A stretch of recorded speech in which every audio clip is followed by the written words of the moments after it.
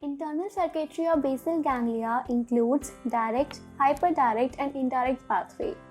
In this video, I'm going to tell you how these different pathways of basal ganglia operate and what is the net output of these pathways.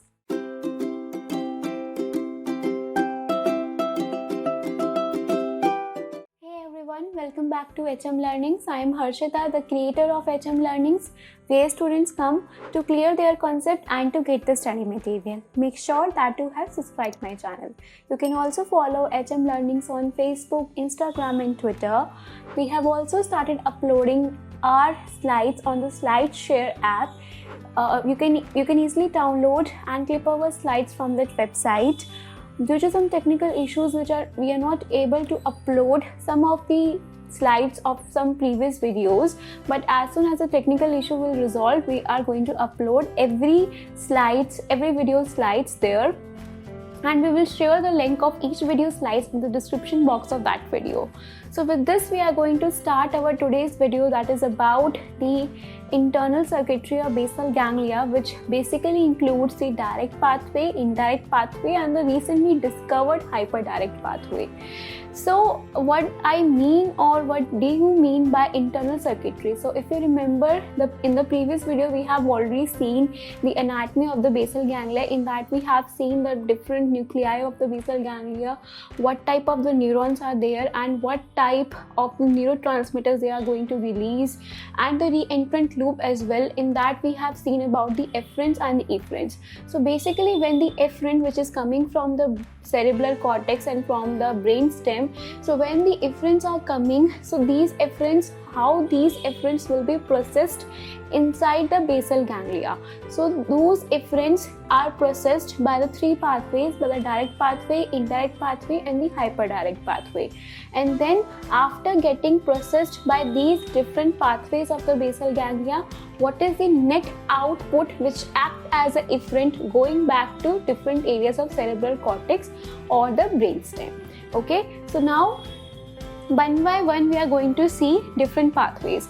So first pathway is the direct pathway. So before beginning, you have to remember certain basic rules, and these basic rules includes that the efferent which is coming from the cortex, it will be always excitatory. Excitatory means it will be always using glutamate as a neurotransmitter. So excitatory I am actually using in a red color. So this red color is for the glutamate projection. Then the efferent which is going back from the thalamus to the cortex, it will always be again excitatory. Okay, then after this, other point which you need to remember is that about the inhibition. So inhibition I am showing by this blue color. So basically, inhibition means the projection which use GABA as their neurotransmitter, and we know that GABA is an inhibitory neurotransmitter. So even at the rest, when there is no input which is coming from the cortex, even in the absence of any input from the cortex, there will be always the inhibitory tonic inhibitory activity which will be there in the GPI. So the GPI is always having the inhibitory input at the rest. So there is a tonic inhibitory activity from the output nuclei. Both the GPI and the substantia nigra pars reticularis, they have the tonic inhibitory activity. So they are going to always inhibit the thalamic nuclei. So by that, there is always inhibition of the movement at the rest, because they are going to inhibit the thalamus, and by this they are going to inhibit the cortex. Now the next thing is that the GPE is also a tonic inhibitory influence on the subthalamic nucleus. So this part we are going to see in the indirect pathway, but you have to remember that at the rest, not all the components of the basal ganglia they are fire, but GPE, GPI and substantia nigra pars reticularis, they have the tonic inhibitory activity. So even at the rest, they will discharge, they will fire the action potentials. So now we are going to start the direct pathway. So you have to remember one more thing, that in the striatum we have actually two types of the neurons, D1 and D2. So D1 and D2 are two types of the neuron. The neuron which expresses the D1 are one type of the neuron, and the neuron which expresses D2 receptor are the another type of the neuron. Here we are talking about the D1 type of the neurons because they are going to form a direct pathway. So D1 type of the neurons are going to form the direct pathway. So when the input is coming from the cortex, which is the excitatory input, it is going to excite the neurons which are having the D1 receptors. But here this glutamate will act on which type of receptors? Glutamate receptors, that is the NMDA and AMPA receptors. Okay, so after this, what is going to happen, that when this neuron is activated, the neuron which is expressing the D1 receptors, they are activated. Then what happens, at the GABAergic projection of this D1 neuron, they are going and they are terminating at the output nuclei. So output nuclei are GPI and substantia nigra pars reticularis. So what is going to happen, that they are going to inhibit these neurons. So we already said that at the rest, what is happening, that they have the tonic inhibitory activity. Now when the input is coming, this inhibition will be inhibited. This GPI and the SNPR neurons are inhibited. So as a result, what is going to happen, this inhibition will be lost, and now there will be excitation. Basically what is going to happen, that there will be facilitation of movement.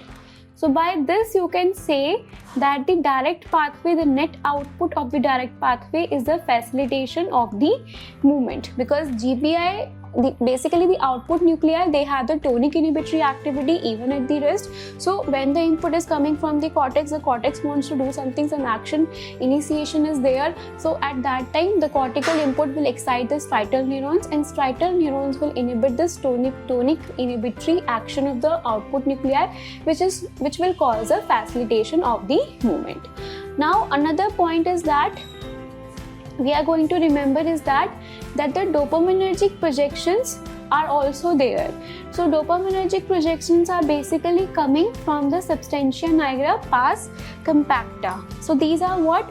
The nigrostriatal projections. Nigrostriatal means the substantia nigra, and striatal means they are going to the striatum. So these are going to release which type of neurotransmitter? Dopamine. So dopamine is going to bind to both the type of the receptors. Both the type of the receptor means both the type of the neurons, D1 expressing neurons as well as the D2 expressing neurons. So the dopamine basically has which role? Modulatory role. It is going to either increase the activity or decrease activity. At this point actually it will become more clear when we are talking about the functions of the basal ganglia in the upcoming video. So just for introducing this, that the activity of the striatal neurons can be modulated by the dopaminergic projections which are coming from the substantia nigra pars compacta. Now we are going to talk about the next pathway in the internal circuitry of the basal ganglia, that is the indirect pathway. So again here what is happening, that the inputs are coming from the cortex. Basically the efferents are coming from the cortex, and the efferents will be what? They will be excitatory, that is they have the glutamate neurotransmitter. Okay, so excitatory inputs coming from the cortex, and again you have to remember that there are two types of the neurons which are present in the striatum, and there are many types of the neurons present in the striatum. Basically we are talking about here the projection neurons. Okay, so they are medium spiny neurons, and the medium spiny neurons, they have D1 and D2 receptors. So the neurons which are responsible for taking for this indirect pathway are basically expressing the D2 receptor, and as we know that the GPI and they have basically the tonic inhibitory activity at the rest when the no input is coming, and the GPE is also have the tonic inhibitory activity. Now what is happening, that these D2 neurons, they are going to project to the GPE, okay, and they are going to inhibit the GPE. So as the GPE gets inhibited, what is going to happen? Again there is a process which is called as a disinhibition which is going to happen. So now there will be excitation of the subthalamic nucleus. Now the only excitatory nuclei of the basal ganglia is a subthalamic nucleus, which has the glutaminergic projections. So from here it will go to the GPI or the substantia nigra pars compacta. So it is going to stimulate these inhibitory neurons, and that is going to increase the inhibition on the thalamic nuclei. So what is the output, final output of this indirect pathway? Final output is inhibition of movement. Okay, so this is called as an indirect pathway. Why? Because indirectly it is going to the output nuclei. Here in the direct pathway, the striatum, from the striatum it is directly going to the output nuclei, but here it is going indirectly via the GPI and subthalamic nucleus to the output nucleus. So that's why it is called as an indirect pathway. So direct pathway is going to facilitate the movement, indirect pathway is going to inhibit the movement. Now the next type of the pathway, which is recently discovered, I think some 10 years ago. So this pathway is called as the hyperdirect pathway, and here we have to remember again the same rules, that the inhibitory role is still here. Okay, the tonic inhibitory action is still there during the rest, and here the input is coming directly to the subthalamic nucleus from the cortex. And as we know that the cortex, the efferents which are coming from the cortex, they will always be excitatory. So they are going to excite the subthalamic nucleus. So now subthalamic nucleus is going to again excite this GPI and the substantia nigra pars compacta, which is going to increase the inhibition of the thalamic nuclei. So this is again causing the diffuse inhibition. So what is this diffuse inhibition? We are going to discuss in the coming slide, in the coming video of the functions of basal ganglia. Okay, so I think this is the hyperdirect pathway, which is you are clearing. Hyperdirect, why it is called as a hyperdirect? Because it is directly coming to the subthalamic nucleus. And hyperdirect, hyper means what? That the speed of this pathway, the latency of this pathway is shorter. That means the speed is more. Why? Because very less number of synapses are there, because that is why the latency of the hyperdirect pathway is lesser than the direct pathway and the indirect pathway. That's what is called as a hyperdirect pathway. So with this, we are at the end of this video. So there is a contemporary view of the internal circuitry as well. So what is mean by contemporary? The concept which has came recently. So it is also came about 10 years ago. So this concept says that we have seen there is a direct pathway, indirect pathway, and the hyperdirect pathway. But as we have seen, to simplify the thing, as we have seen that there is a connection between the striatum and the subthalamic nucleus, or there is a connection between the striatum and the output nucleus. So we are saying that there is a one-way connection, and the nuclei are connected by the means of this circuit. So here you can see there that it is not simple as we seen in the direct pathway, hyperdirect pathway, and the indirect pathway. So in the direct pathway, we have seen that it is a very simple connection which is exiting between the different types of the nuclei. In all these pathways, we have seen that a very simple type of the connection is being there, which is present between the different nuclei of the basal ganglia. So by this, actually we are driving the final output which is coming from the basal ganglia. Now the new concept which has came says that it is not like that. There is not a simple connection. There is actually a complex connection which is present between the different nuclei of the basal ganglia. So activity of even a single nuclei of the basal ganglia is getting influenced by the other nuclei of the basal ganglia. Every part of the basal ganglia is having the inputs from the other parts of basal ganglia as well. So that is how the role of the computational neuroscience came. So computational neuroscience means what? That it is a type of a neuroscience. It is basically advanced form, and in that we actually feed up the details, and that is going to actually give us the final output. So because everything appears to be so complex, there is a role of the computational neuroscience.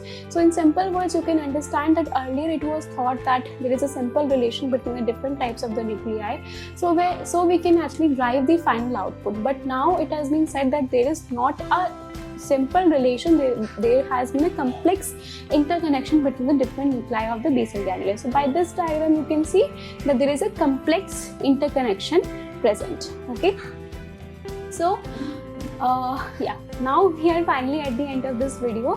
So to summarize, direct pathway is going to facilitate the movement, indirect pathway is going to inhibit the movement, hyperdirect pathway is going to cause a diffused inhibition in the thalamic nuclei. So basically these type of the circuitry, this is basically the machinery of the basal ganglia, how the machinery is being operated basically, and in the next upcoming video we are going to see that how this machinery is going to perform the function of the basal ganglia. Okay, so stay tuned, please subscribe the channel for getting the notifications, and if you like this video, please like, share and comment down your suggestions and doubts or anything else you want, and please subscribe to our channel and share our channel.